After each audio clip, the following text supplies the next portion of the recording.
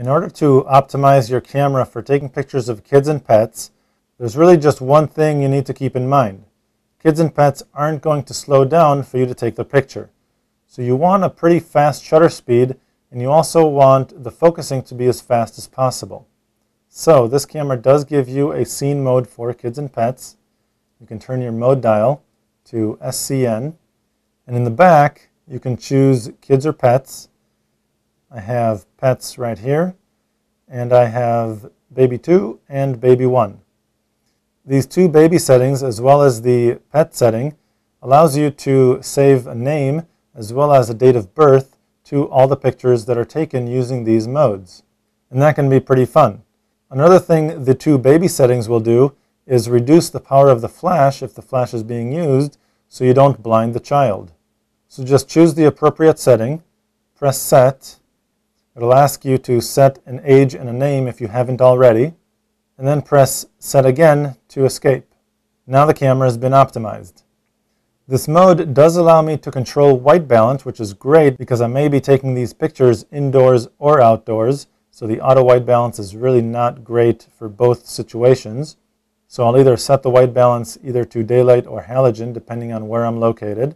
But if you want to be able to control the shutter speed as well as the focusing, you won't be able to use this mode. So the other thing you can do is go back to the program mode. Again, this is the mode I normally use, so just keep it right here. Your focusing, if you have trouble focusing, I would recommend using the manual focus, and I'll cover this in a little bit. But basically it's very simple. Just optimize your ISO and white balance for the scene. Go ahead and press the quick menu button. The white balance, if you're outdoors, go with daylight. If it's cloudy or if you're in the shade, you can warm up the tones by choosing one or the other. If you're indoors, go ahead and choose halogen. Then move over to ISO. If you're indoors and there isn't a lot of light, you want to increase the ISO so you'll be able to increase the shutter speed. If you're outdoors and there's plenty of light, stick to 80 ISO for the cleanest image possible. I'm assuming we're outdoors, so I'll just go ahead and stick to 80 ISO. Go ahead and press the quick menu button to escape the menu. And in order to achieve the fast shutter speed for the moving subjects, what you want to do is press the shutter button halfway. Look at the shutter speed down at the bottom of the camera and see if this is fast enough. If this is not fast enough, then what you can do is just use your quick menu joystick to move up and down in order to increase or decrease the shutter speed. So right now, with the amount of light I have, I can go up, choosing a slightly larger aperture, and get a faster shutter speed that will help me stop the action. Then I'll go back to the shutter button, press it halfway to focus, recompose, wait for the action to happen, and then take my picture. Now if you want to use the flash, you can just pop it right here. And as with the baby scene modes, I would recommend lowering the power of the flash. And that's quite simple. Just press the up navigation button to access the exposure. Press that 3 times to get to flash exposure.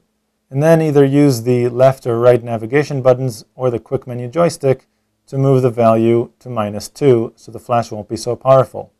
Now remember, if the subject is far away, a low power flash really won't affect very much. If the subject is about 10 feet away, then a flash exposure value of 0 is pretty good.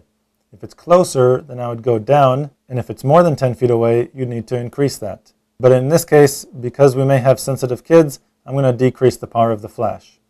Press set to escape, and now I'm ready to take my picture. If you don't want to use the flash, or if the subject is too far away, then go ahead and put that down to turn it off, and increase the ISO. Press the quick menu button, and choose a higher ISO. This will make the camera more sensitive to the amount of ambient light. Go ahead and press the button again to accept. And now when I press the shutter button halfway, you can see that my shutter speed is much faster, and I'll be able to stop the action. Focus on your target, press the shutter button halfway, recompose and take the picture. Now because it is a moving target, you may have issues focusing. Cameras do have difficulty focusing on moving targets. And then what you would want to do is go to MF for manual focus.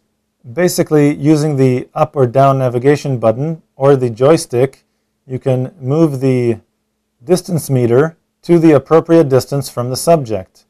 If my subject is about 6 feet away, I'll just set it right there, then position myself about 6 feet from the subject or 2 meters from the subject, press the shutter button halfway, recompose, and then take the picture.